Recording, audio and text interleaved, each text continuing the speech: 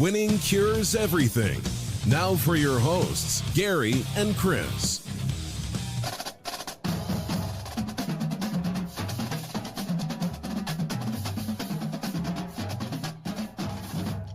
Welcome in, Winning Cures Everything. It is the Monday, May 9th edition of the show. I'm Gary. I'm Chris. Chris, we have not talked about this yet. Let's talk about Dave Chappelle to start this whole thing off. Dave Chappelle was attacked when he was performing at the Hollywood Bowl during, what was this, the Netflix is a Joke Festival? Yes. I believe that's what it was called, and I've got it on the screen showing the video of the man tackling the guy. I will go ahead and tell you this.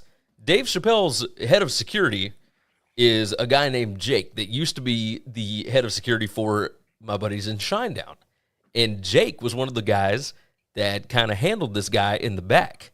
But I was curious your thoughts on the situation because there were a large number of people that thought that the Chris Rock incident at the Oscars would not amount to anything, etc. And yet here we are, like a month later, and we have this happen out in L.A., kind of curious what you think is going on there. I know you're a big comedy fan like myself. Yeah, no, so I've had a lot of thoughts about this, and then as more stuff comes out and this story evolves, the thoughts begin to evolve with it. First off, this guy's a moron, okay? This guy, obviously, he's insane. Right? Now, I'm not a doctor. I know that's a clinical term. You're not supposed to, label people unless you know. Listen, look, I know a lot of insane people. This guy's insane, right? but he's also an idiot, right? So, first off, he gets into this place, and he's got something that looks like a real gun, but it's a knife. Now, I'm not downplaying the dangers of the threat of having a knife, but this is not what you want. You want something that looks like a knife, but it's a real gun. Okay, that's what you want if you want to cause danger or havoc. You pull your little, I look like a knife out, guy from 50 yards away, laughs at you and says, ha, that dummy's got a knife. He's way over there. Bam! There you go. You're dead. How you like that? So, this guy's an idiot on the surface. But you talked about how he got worked. That's an important thing that needed to happen here. Because what we see is we saw Will Smith do it, and a lot of people thought, well, this is going to lead to other people feeling comfortable and confident doing this. Empowered and almost. Yeah, and now we get to see the reaction to that, where if you feel empowered, brother, you better be powered, okay? All right? And I'm not talking by the Holy Spirit here, okay? You better be empowered by something else because you probably going to get your ass whooped to a point where you're never going to look the same again. Yes. I mean, just ridiculous. Why? So it is definitely a good thing that something did happen to him that did not involve him just going to jail on some kind of misdemeanor or whatever. Zach, that we've had on the show, Zach Myers, has talked about this. This all changed back when Dimebag Darrell got shot on stage forever ago. The former Pantera guitar player, he was in a band called, is it Damage Inc., I think was, or Damage Plan, excuse me. But he was shot on stage. And it was because, security didn't really think that much about what was going on. People rush the stage all the time, whatever. It's a whole different world now, you know. We are definitely lucky that Dave had the support there that he had because the local security was completely worthless, less than useless, and all this stuff. Here's some other thoughts about this. First off, so his sentencing kind of came down, okay? And I got two major things. First off, big thing, I'll circle back to, they did not charge him with a felony. I thought that was strange, and I'll come back to that in a minute. The second thing, he got hit with a restraining order. This restraining order says he cannot come within 140 yards of Dave Chappelle. And we talk about how we have antiquated laws all the time and how some laws just don't make sense. Listen, I don't know what 140 yards used to be, but today there are high school kids. My buddy Chris Davenport, he listens to the show. He'll hear his name talk about here. He's one of the loyal littles, right? Yeah. Yeah. He's a high school football coach, and he also is like the strength and conditioning guy and works with the track folks. I bet he's got some guys that could cover 140 yards in like 13 seconds. Yeah. Okay? Keeping somebody 140 yards away from you ain't far enough in today's world. All right? Your head's got to be on a swivel at all times if in less than 15 seconds an average human being could be on you and can close the gap of 140 yards. That's just preposterous. That's ridiculous. Me and you, more me than you, talk shit about professional athletes all the time. Okay? I have talked a lot of shit about guys like Tyreek Hill in the past. All right? If I could literally be eye-to-eye contact with Tyreek Hill if he had a restraining order against me. And if he wanted to break it, he would destroy me before I could do anything about it if he's got 140 yards between he and I. Yeah. That's not helping anybody. That's not stopping anything. Well, we got a bunch of football fans that listen to this. 140 yards, not even 1.5 football field. Like it's ridiculous. Yes. So we got to fix that. The second thing, him not being charged with a felony. My first thought was that's just insane. My second thought, I always try to find a positive in it. Okay. Of course. So let's say life is going bad for you. All right. And let's say one day you come home and maybe not you, maybe not me, but somebody finds his wife being plowed by another guy. Right. And you want to destroy that guy, but you live in some state with some low tolerance, no tolerance laws, crime laws. The first thing you need to do is just send this guy on an all expense paid trip, charge the credit card up to Los Angeles County. 100%. And then you just fly there. And as soon as y'all are off the airport parking area, because that's all like federally regulated, you don't want to mess with the feds. Then you just go to town on this homie. Okay? And you do anything you want to him. Isn't it crazy? You slap with. Like, isn't that crazy to think about it? Misdemeanor. You pay a couple $100 fine, and you hop on a plane, you drive home. How crazy is this? Because California used to be the 3-star. It's where they started strikes. 3 strikes.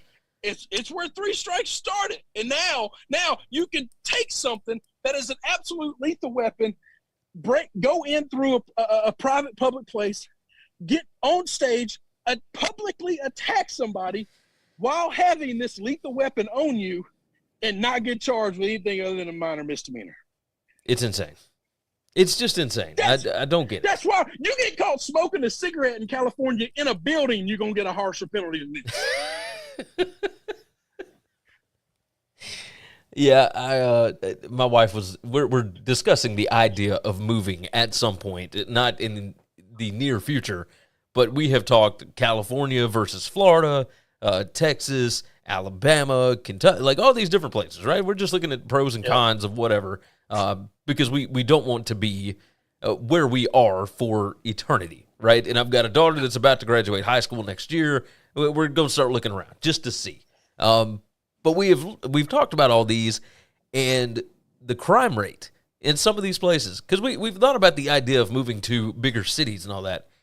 That's right. And it is absolutely insane when you dig into the crime rate in California right now and what people are allowed to get away with. It is mind-boggling. The issue is like if you look at the crime rate of Chicago, but then you see that like all of that crime happens like in inner cities, in dangerous parts of the area. So as long as you don't go to those dangerous parts, you're probably fine, right?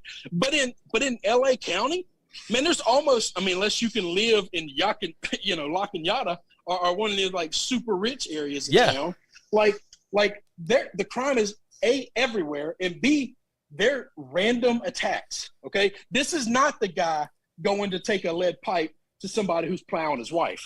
This is a guy that's just walking down the street with a machete and just starts hacking folks when the spirit moves him. Yes, you're right. Like, I don't understand it. I'll never understand it. I don't get any of it. But it blew my mind to see this. Yeah, because all of this is wild. All of this is crazy, and none of it makes sense to me. Think about some of these smaller clubs that wouldn't have, like, not every comedian has a security detail. Oh, no.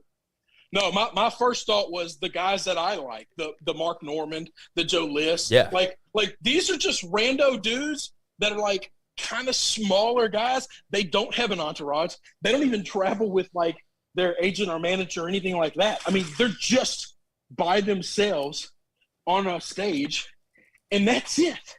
Yes. That's it. It's mind-blowing. Absolutely mind-blowing. I don't understand it. But I never will. Like, hopefully something gets done that proves a point. Maybe not necessarily in California, but in some of these other states where the laws might be a little more strict.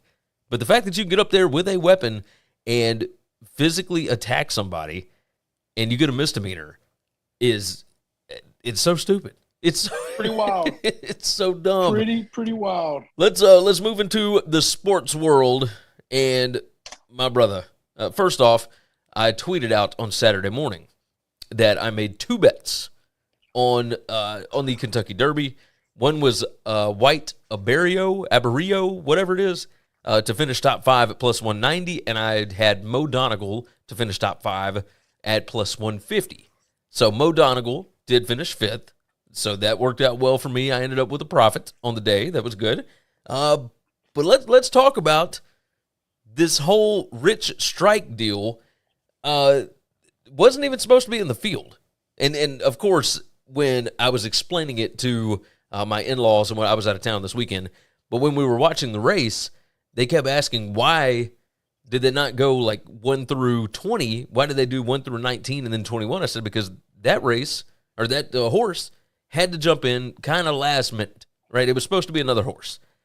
And this one hopped in as number 21, and all of a sudden, this thing picks up speed that has never been seen on this track before and ends up winning as an 84-1 at most places and 80-1 at some other places underdog. 80-1. And this race, like, this horse wasn't even supposed to be in the race.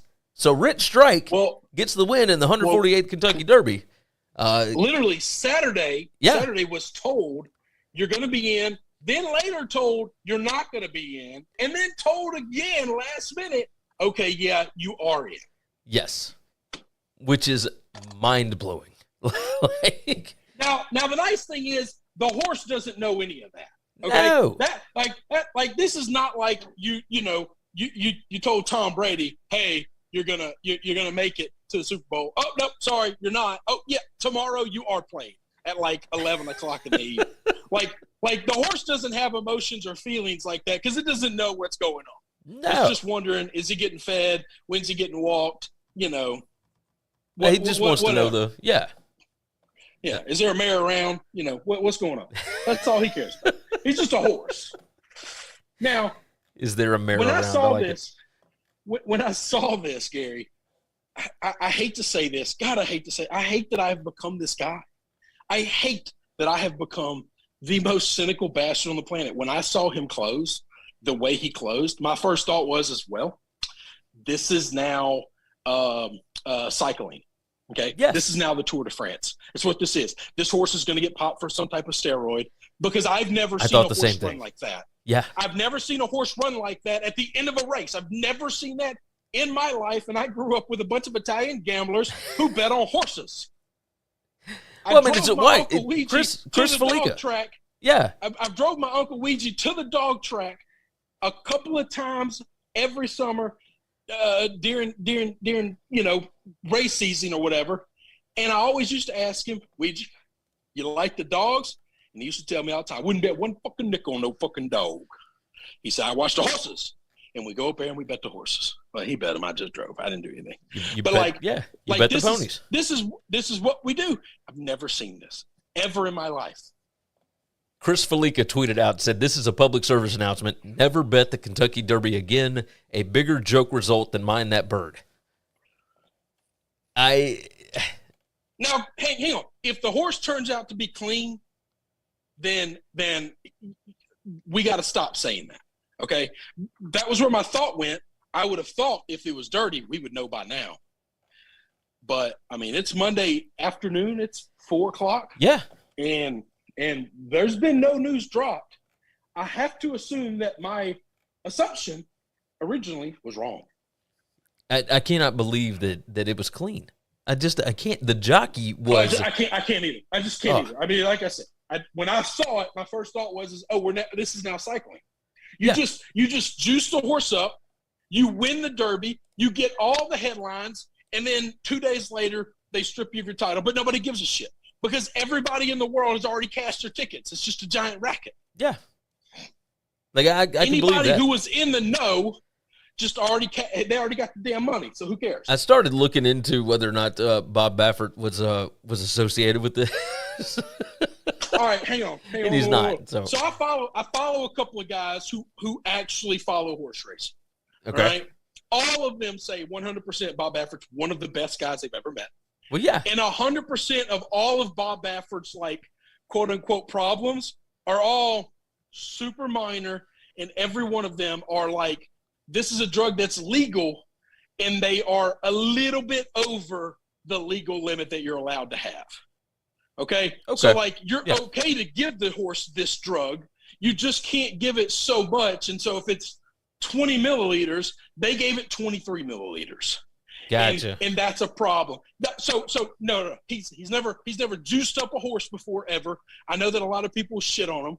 And our boys from West Lot, some of those guys crap on him all the time. But listen, he plays it very close to the edge. He has consistently done that. That is not what separates him from winning and losing. Makes sense. They test the winning horses. They don't test the losing horses. Yeah. In this situation, now, was it Monday last year when all that came down, when they tested that horse and it was whatever, or was it I don't remember what it was. I don't remember. Yeah. No. Yeah, it was a year ago, Gary. I have no idea. Yeah. That might as well have been 6 years ago. I have no idea. That's what I keep waiting on. I would have thought I would have known by now, but maybe not. Maybe by Monday after the race, we had no clue. Who knows? I know this. That jockey was grabbing the back of that horse's mane and like pushing the head forward.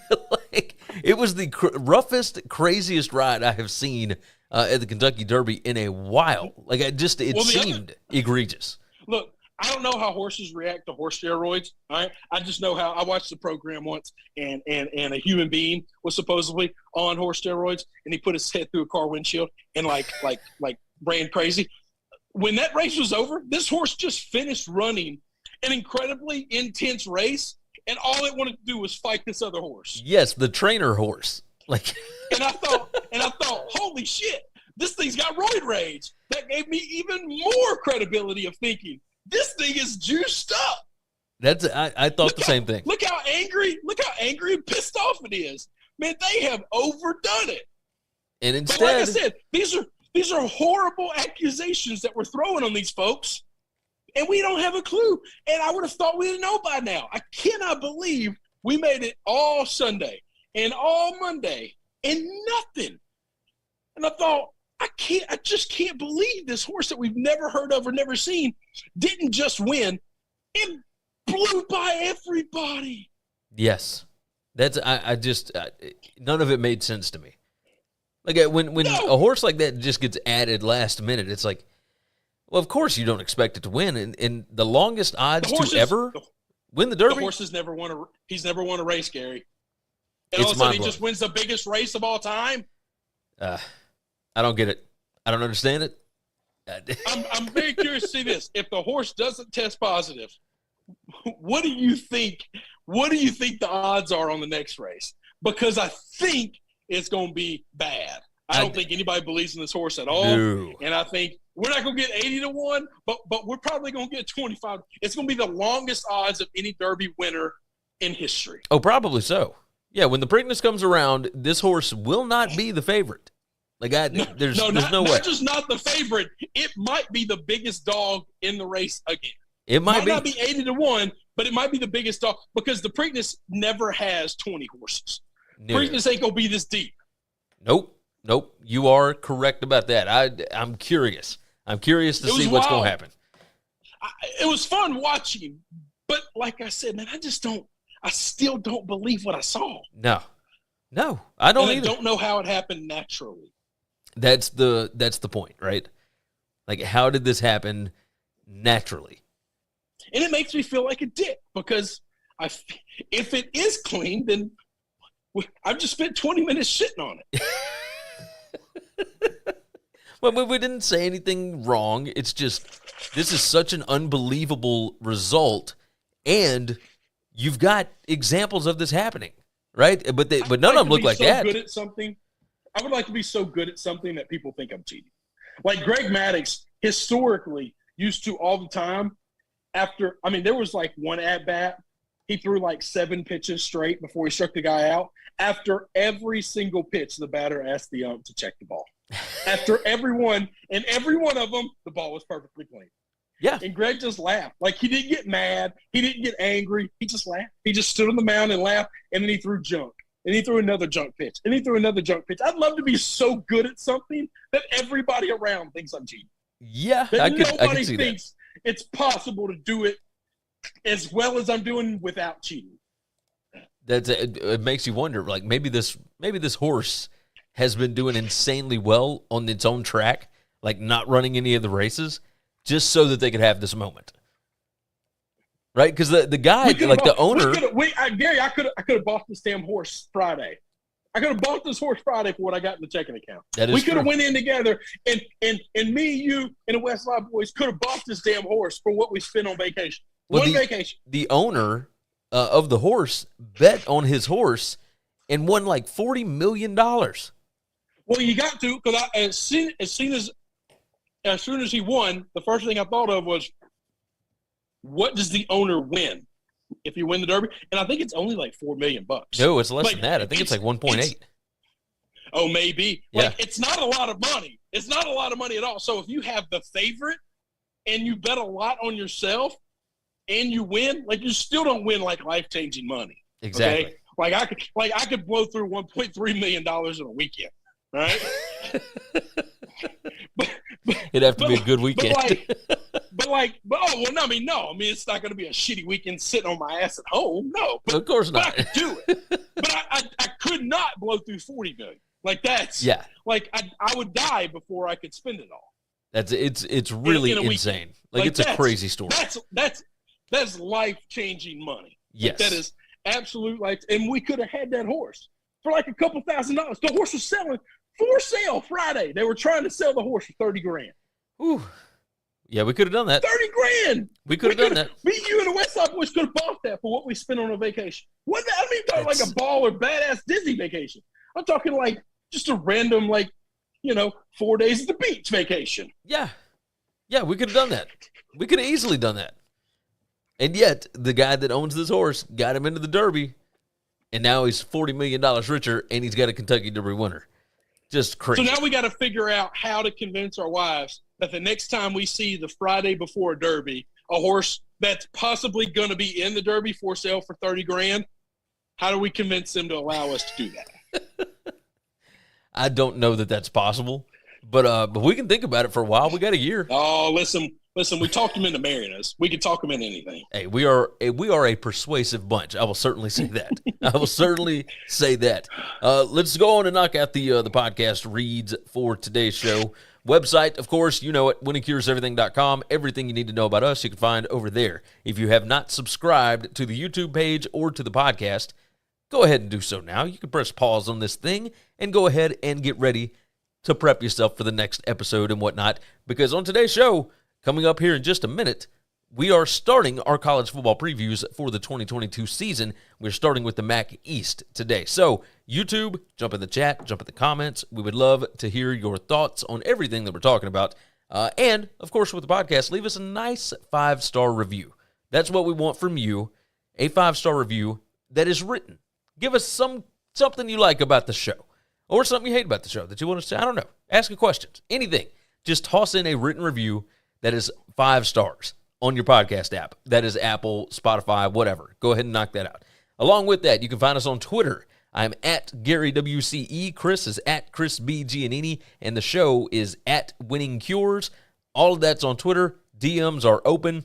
You can tweet at us. You can do whatever. We will do our best to respond in a timely manner. And along with that, if you want to see more of my smiling mug, you can do so over at BetUSTV.com. We do a ton of how-to gamble on sports videos. And, of course, this year, the BetUS College Football Show is coming back. And you may see me on the BetUS NFL Show. So we'll see what's going on with that. But lots to see over at BetUSTV.com. Chris Giannini. Let's talk NFL for just a second. The 49ers, we thought that they were going to keep Jimmy Garoppolo. And there are rumors out today from, some pretty good people. They got some pretty good sources that the 49ers are aiming to deal the quarterback just before the 2022 training camp. Now, these reports don't say anything about, what kind of deal he might have in place, some kind of contract incentive for him to show up at training camp, whatever. But I would imagine that has to be it. It seemed like they would have maybe looked to trade him before the draft. Why would they wait this long?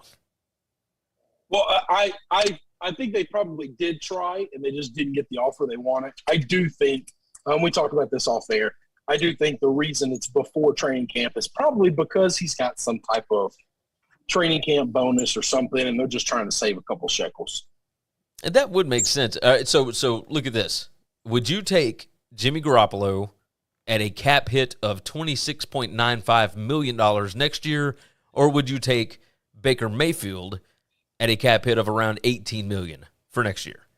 Which would look more enticing? So from a pure X's and O's, I would take probably Baker, but there are, like, the reports out of Cleveland are one of the reasons Cleveland pursued so hard Watson was Baker lost the locker room. Yeah. In the Odell Beckham issue. Like the way excuse me. You're all good. The way Baker handled the Odell Beckham situation turned a lot of guys in the locker room off. That report came out late last week, I think it was, and so if that's the case, then I think those things are tough to fly around other locker rooms, and so I would take my chances with Jimmy G, who by all intents and purposes has proven to be at least a really good teammate. That would make sense. That would certainly make sense. It's strange. I think it's close. I think it's close enough to where the $4 billion difference doesn't bother me. Yeah, well, I mean, it's $9 million, but it's yeah. I thought you said Jimmy was 23, 26. I'm guessing. No, he's 26.95, and Baker is 18. So basically 27 and 18. Yeah, 27 and 18. I was thinking 23 and 18. I think it's still worth it because it's still only a 1-year deal. You're not talking a lot of money in the grand scheme of quarterbacks, and I just think we've seen Jimmy lead a team to a Super Bowl. If he can stay healthy, he's not going to be the reason you win games, but he rarely will be the reason you lose games. Like, he's not going to be the Ryan Tannehill that's probably going to throw. He might throw a soul-crushing interception here or there, but he's not going to throw 3. Yeah, I think you're right. Let's go on and talk really quick about the ACC. We talked about the Mountain West last week. And the Mountain West is looking at eliminating divisions in college football for their conference starting in 2023. Well, now we do have a report from Pete Thamel from literally, about 40 minutes ago that says sources under discussion this week at ACC meetings will be the future of scheduling, including the potential to eliminate divisions as early as 2023. This was discussed last week on calls to set up the meetings. This is going to happen with every conference. Like, I am 100% convinced at this point that we will not have divisions going forward because we are going to set up the best championship games that we can get in these conferences and make that somewhat of a play-in round for the playoffs. Like, I would be totally fine, honestly, if they expanded the playoff and then just did away with the conference championship game, but there's so much money tied up in those TV contracts for the championship game. The teams aren't going to do that. The conferences aren't going to do that. Exactly. So you want to have a conference championship game in order to get there. I would imagine they will still expand the playoff. We've talked about that a ton. But you still feel kind of the same as you did last week, I would imagine, with these conferences deciding to do away with divisions? Well, I totally understand why the smaller conferences are doing it. because they need those extra big wins, like, beating up a team that possibly could have a barely 500 record doesn't do anything for you if you're a G5 school. But now that we're thinking about if it's going to take a couple of years before they expand the playoffs, then these Power 5 schools that are on the lower tier of that Power 5, the ACC being absolutely one of them, they probably could use a much better win at the end of the year than beating up a team, from the other division that, might not be very good in the grand scheme of the national rankings. I mean, we've had several of these games where the other side of the aisle, even in the Power 5 conferences, they're barely ranked if they're, and some of them might not even be ranked, playing in their championship game. Well, look at this. In the ACC Atlantic, you have Clemson, Florida State, Louisville, NC State, Syracuse, Wake Forest, and Boston College. Right? One of those every year has to play against either Duke, Georgia Tech, Miami, North Carolina, Pitt, Virginia, or Virginia Tech. Give me a Clemson, Florida State ACC championship game. I'm totally fine with that. Like, don't make it where, or give me North Carolina, Virginia Tech, or something along those lines where it doesn't matter what the division is. Like, just give me the two best teams.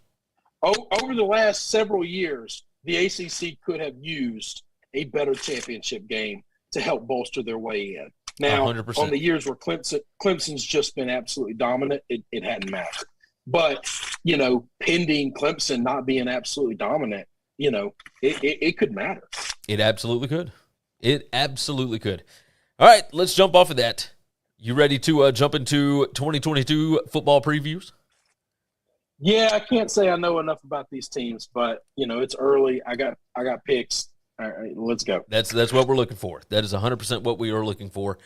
The MAC East 2022 Conference Division Preview will start off with, get this put up on the screen here, Kent State. The Kent State Golden Flashes. They were 7-7 last year. Their head coach, Sean Lewis, of course, their conference record was 6-2. This year, they are projected to go 5-7 according to SP+. Now, along with that, you look at their returning production. They are number 117 in the country according to Bill Conley over at ESPN. That's 53%. Offense, no, it's 44%, number 121. Defense was never that great last year. They were returning 62%. Let's talk about big losses. Quarterback Dustin Crum, the wide receiver Nykeem Johnson. They lost 2 starting offensive linemen. Who are the top players coming back here? Running back Marquez Cooper, cornerback Montre Miller, and then, of course, you got wide receiver Dante Cephas. Let me tell you what you need to know about the offense, all right? What we're curious about is, can the presumptive starting quarterback here, Colin Schlee, I hope that's the name, or the way that you say the name, can he find a way to replace Dustin Crum's productivity? Crum was a fantasy football favorite as far as college fantasy football goes. When they lose the top quarterback, 2 of their top 3 wide receivers, multiple starting offensive linemen, like, you know what you're going to get from a Sean Lewis offense, but what are we going to get from the quarterback, right? We know what Lewis wants to do. He was Dino Babers' guy for a long time. Can you just replace that? Like, we've seen this happen a lot of times, Chris, with Hugh Freeze and other of these offensive-minded coaches, Gus Malzahn, et cetera. We know what the system is. We know what they're doing. Do you think that this bunch, even with only 44% returning production, can you just put new guys in and expect that offense to flow like that? To an extent, I do trust that they can do that. Especially in this conference, maybe, right? Yeah, I was about to say at a national level, that's a hard thing to predict. But yeah, in this conference where we don't think there's a whole lot of strength, I think they're going to be okay. I like them this year better than I have. There's a world where in systems like this, I never worry about replacing the quarterback. I just don't, because I've seen too many of them. I know it sounds crazy because it's the most important position in sports, the most important position on the team, but I've seen too many of them just come in and look exactly like the guy they replaced that was the best that school had ever seen. And it's like true. The offenses just get better. The system just gets tighter. And the position players, the role players, make more of an impact or have more of a determining factor on, success or failures of the team than the quarterback does. I tend to agree with you. I think that the offense is going to be just fine. They were number 21 in offensive PPA per drive last year. The defense, that's where we have had an issue. They were number 122 in the country in defensive PPA. PPA, by the way, is predicted points added. They were 117 in defensive rushing success rate, number 116 in defensive passing success rate. But they did do something to try and get that thing back on track, and that is they went and hired defensive coordinator Jeremiah Johnson from Northern Iowa. In FCS, Northern Iowa has been pretty brutal on defense. They have been awesome. Like, they've been really, really strong on that side of the ball. They are the kind of team that plays physical on both sides. They like to run the ball down your throat, and their defense really lights you up. Defensive backs Montre Miller and Nico Bolden, they should lock down the secondary. They need their defensive linemen like Zayn West and CJ West, along with the linebackers Harmon and Coleman. You need them to step up here. If they can mirror last season's close game record, they went 4-0, then they're going to be really successful, right? 4-0 in one-possession games last year. They have dominated the MAC since Lewis got into the league. They're 14-6 since 2019. If you can find a quarterback that can run this offense, then they should be pretty good. The issue, of course, being the ridiculous non-conference schedule where they play at Washington, at Oklahoma, and at Georgia, and then they've got LIU as their lone home non-conference game.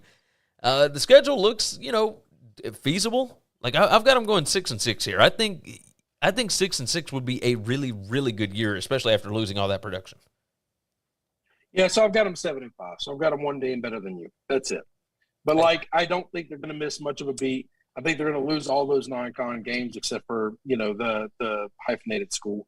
And then other than that, they'll be competitive and should have a chance to win all of the MAC games. I don't think they will win them all, but I think they'll be competitive. And I definitely think they have the easier side of the division to do a much better job against their division. Yeah, I could get with you on that. I can get with you on that. All right, so you've got them 7-5. I've got them 6-6. I don't think we're going to see a lot of really high win totals for the teams in the MAC East. I'll certainly say that. Let's move ahead, and we are jumping into the Miami, Ohio Redhawks. So we'll toss it up on the screen here. And Miami of Ohio, 7-6 last year. Basically going in order of, how they finished last year? That is the order that I'm going here. Yeah. I was trying to figure out, the math on how we're doing this. Yes, the order of their finish from last year. So Chuck Martin, the head coach here, 7-6 last year. They went 5-3 in the conference. I'm going to do this for every conference. Doing it in alphabetical order, just a little old. I'm going to tell you about that. I wanted to do it a little bit different this year. So going in the order of finish from 2021. That's the way I'm going here. So yes, the Redhawks, 5-3 in conference last year. Their projected SP Plus record this year, 7-5. They are only returning 47% of their defensive players, or their defensive production. That's number 120 in the country. Their offense, though, does bring back 76%. That's number 36. So that's pretty good. They lost wide receiver Jack Sorensen. They lost their safety Sterling Weatherford, defensive end Cameron Butler, linebacker Ivan Pace Jr., etc. The top players for this year, the guys that they are going to lean on, the quarterback Brett Gabbert, the wide receiver. Let's see if I can do this. Mac Hippenhammer, linebacker Matt Selipek, and the safety Michael Dowell, who is a transfer from Michigan State. I think he's going to play a key role here. They lost a lot on the defensive line. That's where we're going to start with Chuck Martin because that's how his teams have typically lined up and done well with. They lost a lot to graduation, a lot to transfer. I mean, they've always been their best at stopping the run, and now you got to just kind of plug holes and figure it out. The question here is, can the incoming transfers, new new names, find a way to keep this defense running top flight, they're going to need to find a way to limit opponents in the passing attack because they were number 86 in defensive passing success rate last year, number 93 in defensive explosive rate given up. So they were good, against the run, but teams could throw on them, which is why, they ended up 7-6 last year. And they won their bowl game. They beat North Texas, so I guess that's good. Projected SP Plus record this year is 7-5. You look at the schedule, again, with these MAC teams in their non-conference, they're going to collect checks, I understand, but they play at Kentucky, Robert Morris versus Cincinnati, and then at Northwestern. Maybe they got a shot against Northwestern. I would imagine they'll handle Robert Morris. The big thing here is going to be Gabbert coming back for his senior season, the quarterback. The offensive line needs to reestablish the run game this year because they were not good last year, number 96 in rushing success rate, which is strange for that bunch. But Gabbert is a good foundational piece. I'm curious your thoughts on this bunch. We both like Chuck Martin, right? We've always kind of liked him, but if you don't get that offense going and now your defense takes a hit, this could get a little tricky. What say you? Yeah, I like this team. I think they're going to be okay. Kind of only in the concept that I don't think their non-cons that super hard. I mean, obviously Kentucky and Cincinnati are big time. Not to upset our Northwestern boys, but Northwestern historically just does really bad against G5 schools. And that is Robert true. Morris doesn't scare me. So Yeah. I'm actually counting that as a win for them. I got them 7-5. And once again, that is, I think they are better than the rest of the East, and I think they'll pull off one of these big non-con wins, and that's strictly just the Northwestern MAC math that I've seen in the past. I could see that.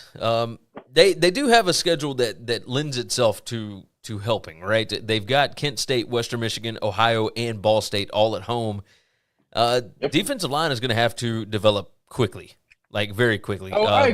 I agree, but it's Miami of Ohio, man. They're like these Midwestern small schools. They're gonna be able to get big guys that know how to tackle. They're not gonna have the speed that power schools have, but they got big, strong dudes, and they usually are coached up well and can tackle. So defensively, I'm actually not super worried. I got you. So you've got them 7-5. That's strictly MAC bias. That's all it is I've been watching the MAC for a long time, and if you've got a lot of speed, you can sometimes make them look bad. But if you're going to match them power for power, it's really hard to blow one of these teams out.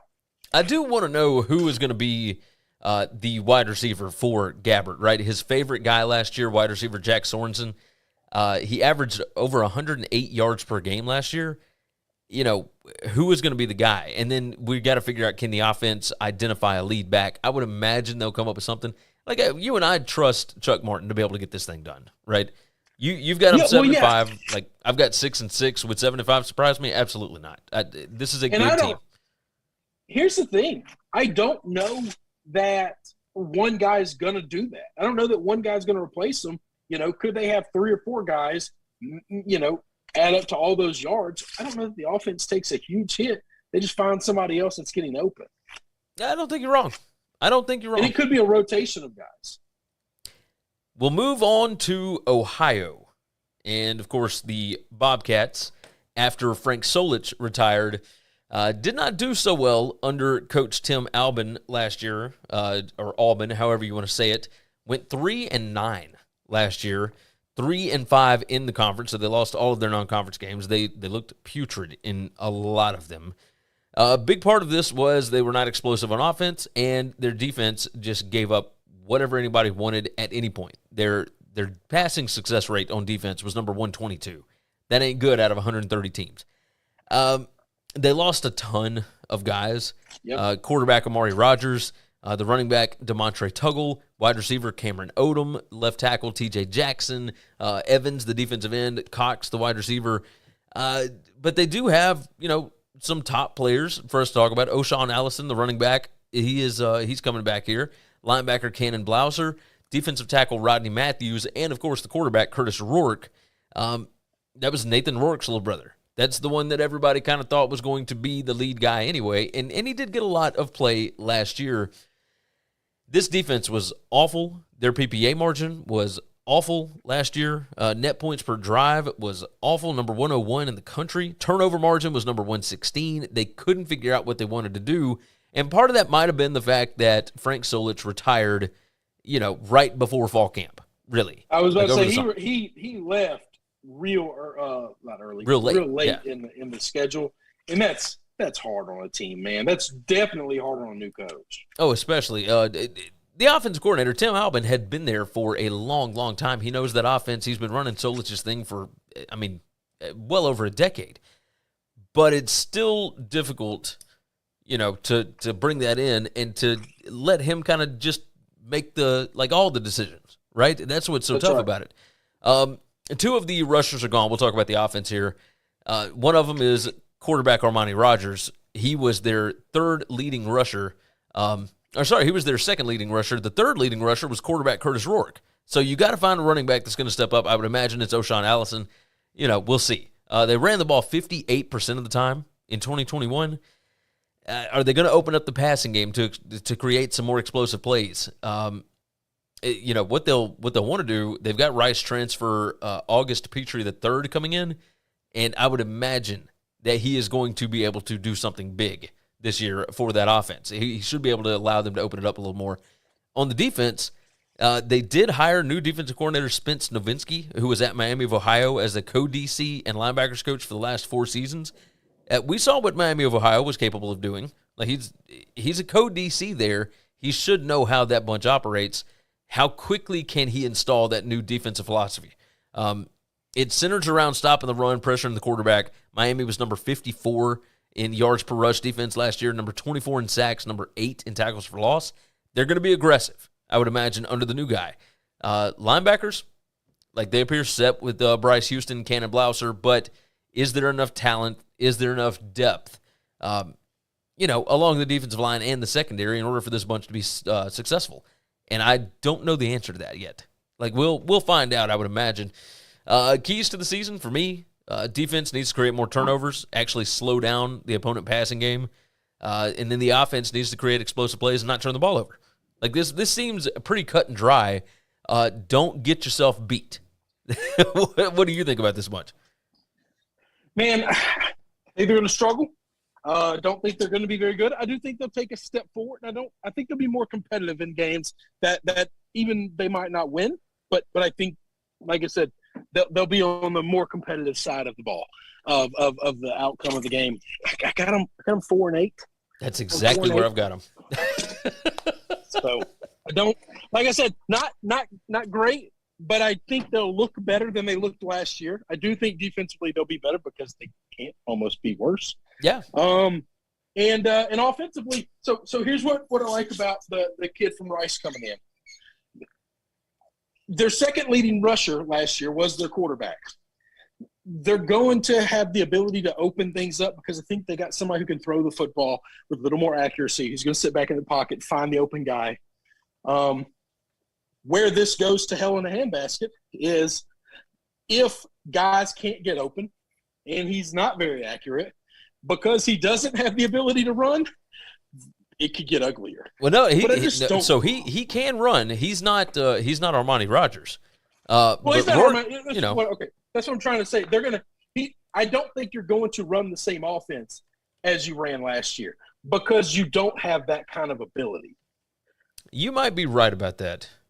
That's you might be onto something there. I'm very curious about it because they've got to do something to create some explosive plays here. Yeah, but on the same thing, like I said, we talked about this. They also just can't be as bad on defense as they were. That's almost mathematically impossible. And so we just work under the assumption they're going to improve there. So that means they're going to be more competitive and they're going to be in more ball games, which should lead to more wins. It's a tough schedule, though. I got them one more win, but it's a tough schedule. Me and you talked offline about this. I'll say this now. I think the MAC was instructed, because I've never seen them do this before. They've always gone on the road to a big Power 5 school, gotten a check, and played in a big stadium, once, maybe twice a season. Almost every one of these teams are doing it 3 times this year. And I think that comes from an administrative level of, we're about to go get paid. These big schools are making a shitload of money, and it looks better on their resume to beat a MAC team than it does to beat an FCS school or somebody even lower, maybe not lower than FCS, but lower than, there are conferences out there that aren't nearly as good as the MAC. And let's go get us a check and help them get a little bit better win. I think they were instructed to do that because almost all of these teams have 3 of those big games on their schedule instead of 2. And boy, man, that's a hard pill to swallow. Brutal. Yeah, with Ohio, that's tough. They've got FAU coming in, but I still think that's a really difficult one. I think that's a tough game. I don't think they're going to win that game. Yeah, FAU comes to Ohio, but then they go to Penn State, they go to Iowa State, and then they play Fordham at home before they start off MAC play on the road at Kent State. That's right. Now, this isn't Washington, rough. Oklahoma, Georgia, but it's tough. It's tough. Yeah.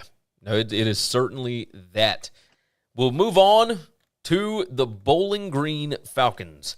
And Scott Loeffler, the coach there, had the team looking fairly decent last year. Had that big upset win over Minnesota.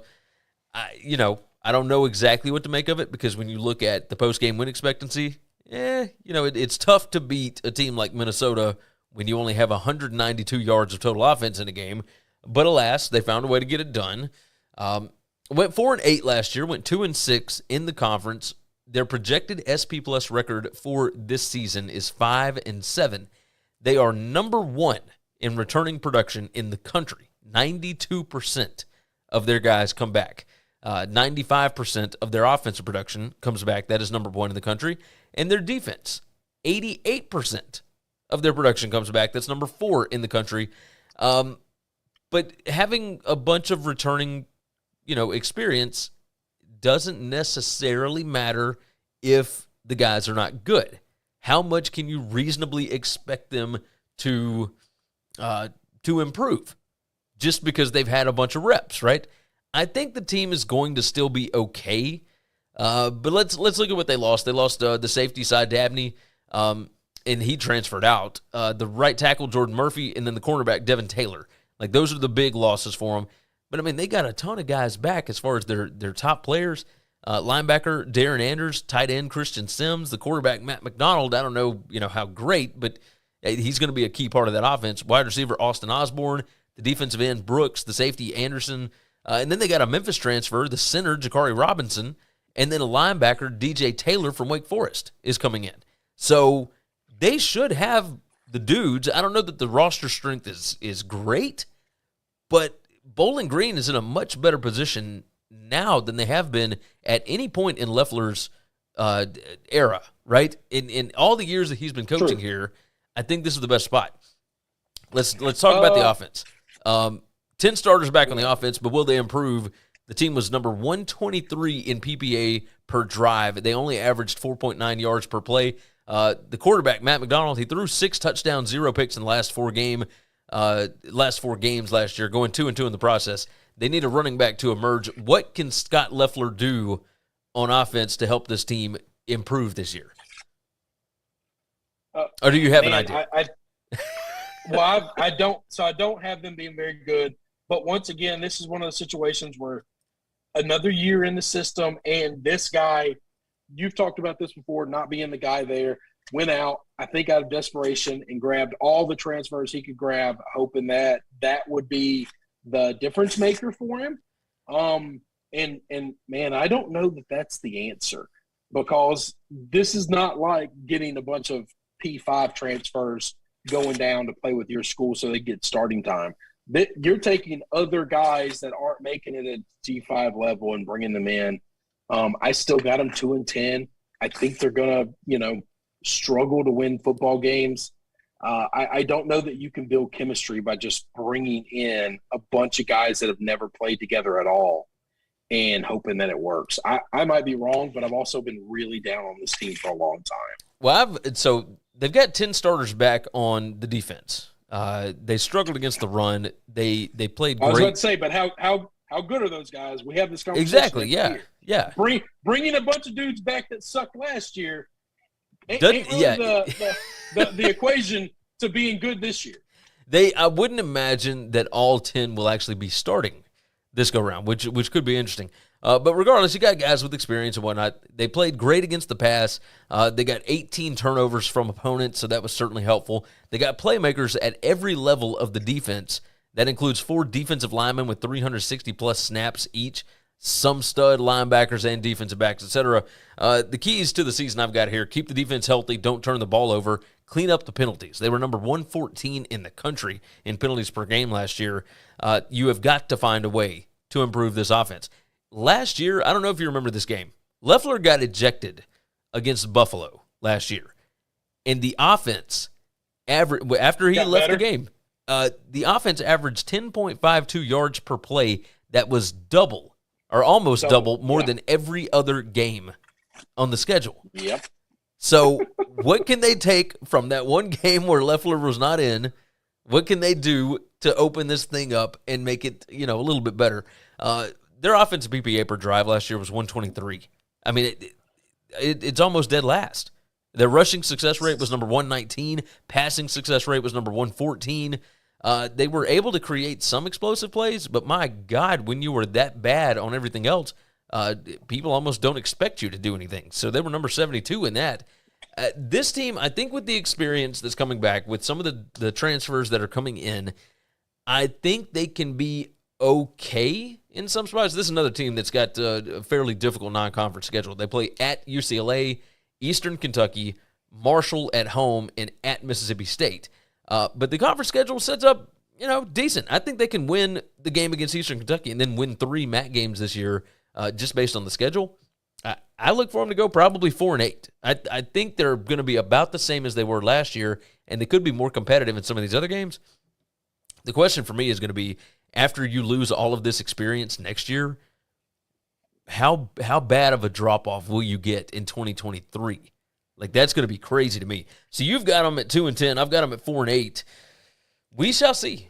We shall see. So you got them the same as last year. Yeah, I've got them the same as last year, which is crazy. Like, they were pretty good last year. Probably should have been better than 4-8, but also maybe should have only been 2-10 last year. Like, that's the weird I was thing about to them. say, that Buffalo game, should they have won that game? And Buffalo was bad last year. Like, let's just say it. Like, they weren't good either. And they really probably should have beaten. They only won 2 conference games last year. Yeah, and they probably should not have beaten Minnesota, right? I mean, they beat them 14-10. No. Like, that was a weird That's one. right. So weird. All right, we got 2 more. Let's go ahead and knock these bad boys out. We got Buffalo. The Buffalo Bulls, of course, head coach Maurice Lingist is the new head coach, and he took over. Again, this is another one that was late in the cycle last year, right after spring practice. Lance Leipold decides that he's going to Kansas. Great for Kansas, terrible for Buffalo. And this will let you know just how quickly the culture of a program can drop off, right? They lost a bunch of dudes to transfer and whatnot, and we get that.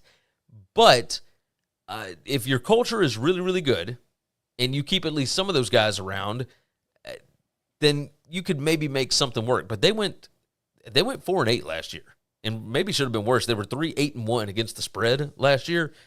2-6 in conference. Their projected record this year is 6-6, according to SP Plus. Returning production, they're number 109 in the country, 53%. Offense, they're number 108 in returning production. They're going to have to redo this on the fly. Like, the running back, Kevin Marks, the quarterback, Kyle Van Treese, they're both gone. The cornerback, Washington, the defensive end, Eric Black. Let's talk about the offense here. I don't know what to make of it. The quarterback, I think, is maybe going to be Matt Murray. He at least got some quarterback snaps last year. Transfer wide receivers, Justin Marshall coming in from Louisville, Boobie Curry from Arizona. They should help because they are talented. Offensive line has 2 guys returning that played over 800 snaps each last year. They have 1 transfer that's coming in from UConn, Sidney Walker, that played over 500 snaps last year. I'm they got two transfers that hadn't really played a whole lot that are going to be on the offensive line. This offense was not good last year. Number 127 in explosive play rate. Give me your thoughts here. I don't know what this team is going to be. Like, we're still waiting on Lingus to kind of show us what his culture is, what his team building is going to look like. Where do you think they're getting the 6-6, the SP Plus? Where do you think that comes from? SP Plus basically throws in like team history. So history of the team over the last 5 years. So therein lies the problem then. Yes. We just can't do this. I bitch about this every year. That I don't care who your grandfather was. I don't care who you were last year. It doesn't matter. All right. This team wasn't good last year, and I think they're going to be worse this year. I do. Because that offensive line, what do we know Buffalo as historically?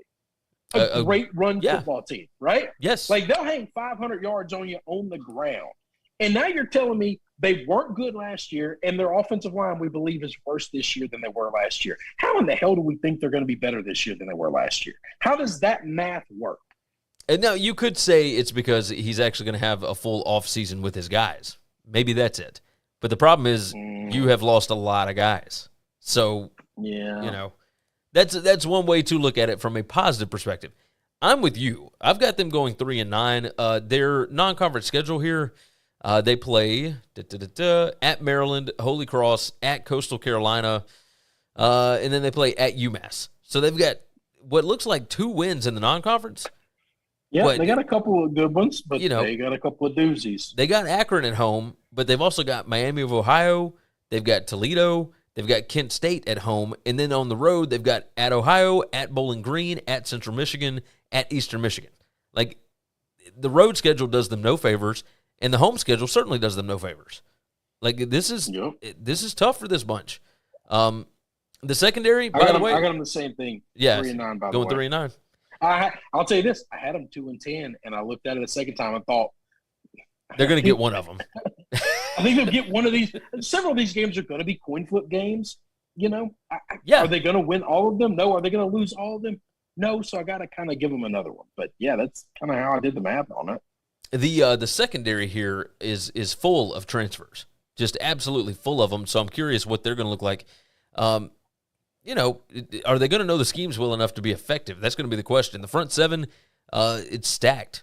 I mean, they've got 8 guys that have played over 200 snaps last year. But, how much better can they be? Because the defense was number 114 in PPA per drive. They were number 130 in defensive explosive play rate allowed. Like, how much better can they get? And I don't know the answer to that. So I've got them 3-9 as well. Lingus does actually know his roster now, so that's good. He spent last April prepping to be the co-DC at Michigan. So this is a completely different thing. If they figure out who the quarterback's going to be, let the defense set the pace, slow the explosive plays, generate more explosive plays, and then fix their turnover problems, this is still a really tough job. Do you remember how tough this Buffalo job was before Leipold took over? I mean, this was a tough-ass job. Well, no, it was a bad job then. And it wasn't just a tough job. It was a bad job. It was a job nobody wanted. I think Leipold changed that and let people know that, this is not, such a bad place to work. But you had to come in and do it a different way, right? So yes, you can't play the game straight up if you can't get the talent that the other guys have. The issue that I have with Buffalo in this is, I'm sorry, I have Buffalo 4-8. But anyway, that's, like I said, 1 or 2 games here or there. Irrelevant. My issue with Buffalo, and you say he'll have a whole off season, like he should know his guys. By the end of last year, when you get to playing football games in November, you don't get the excuse anymore that, well, I started the season, late and don't know these guys and we don't have chemistry. No. You're no longer a freshman. You're no longer a rookie. You're no longer a first-time head coach. You've been doing this job for 4 or 5 months now. You know these guys. You know what they can do. You know what they can't do. And if you're not looking better then than you did in April or May or, when you took over, obviously, or the season started in August, September, then that's on you. then that's all on you. Yeah. Yeah, I can totally understand that. They lost their last 4 last year. That was to Bowling Green, at Miami of Ohio, Yes. Northern Illinois, and at Ball State. All conference games. Yeah. And that's when you no longer get the benefit of, well, I got here late. I was hired late. Like I just, whatever. Like if it's a thing where I didn't recruit these guys and these aren't my guys, that's one thing. But if you're just talking about those guys are just more experienced, but they're still the same guys that are there, those guys in this August shouldn't be a whole lot different than they were last November. You got washed last November. They had 4 wins last year. 2 of them were by 1 point. By 1 point. Yeah, 27 to 26. All early in the season when you supposedly were fresh and green. Well, they beat Ohio in October, like October 16th, right? 27-26. That was the last win, though, wasn't it? No, they played at Akron the week after that, and it was Akron, 45 to 10. That's right. Like Okay. Tom Arth was on his way out. But I mean, but like you said, they walked it the rest of the season. Yeah, like they didn't win another game. Yeah, after getting just steamrolled by that Bowling Green team, which was this is weird. not like power teams that you were playing. These are other just conference teams that weren't great last year. Like some of these teams were 500 or barely over 500. How crazy that in game 3 of the year last year on the schedule they lost to Coastal Carolina by 3 points. It was 28-25. That was such a weird game. Yep. So all right, let's talk about. That's when we kind of thought that maybe they would be not decent? too far off of what Lance had. Yeah, that's what we thought. Coastal was really good. Yeah. Ay. All right, last one. Akron. You better believe it. The Akron Zips. Let's talk about the changeover. All right, Tom Arth is gone, and they have hired in former Oregon offensive coordinator, former Mississippi State head coach, and former Penn State offensive coordinator / Fordham head coach way back when. Joe Moorhead takes over a 2-10 football team that went 1-7 in the conference last year. Their projected SP Plus record this year is 3-9, and I got to tell you, I don't see them getting to 3. This roster is not a very good roster. Now, I will tell you, their returning production is number 18.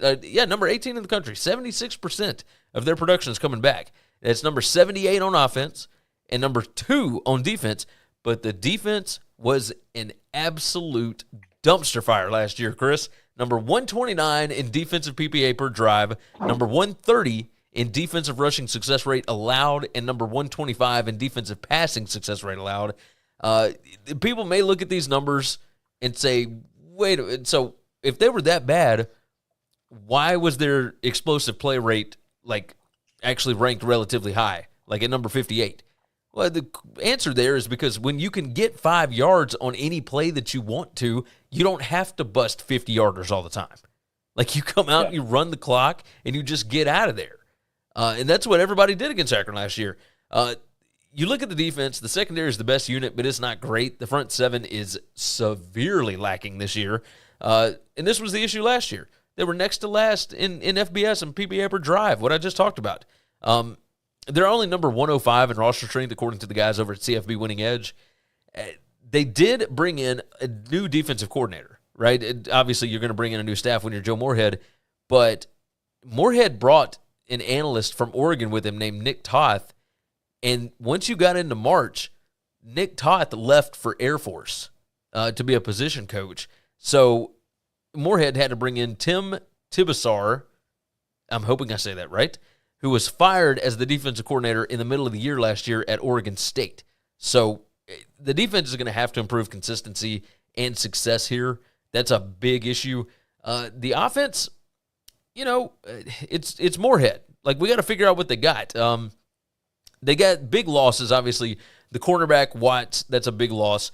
Quarterback, Zach Gibson, at the end of the year last year, he wasn't the guy, but he's, it would have been nice to have had him. Linebacker Michael Scott, and the wide receiver Kanata Mumfield, who left to go to Pitt. By the way, nobody talks about that. Pitt took their best wide receiver.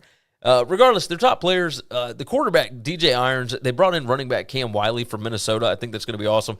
And then the wide receiver, Shaki Jacques Luis from Pitt. That's going to be a pretty cool swap there. The quarterback, DJ Irons. Chris, I don't know if you've seen this guy. He is 6'6", 215 pounds.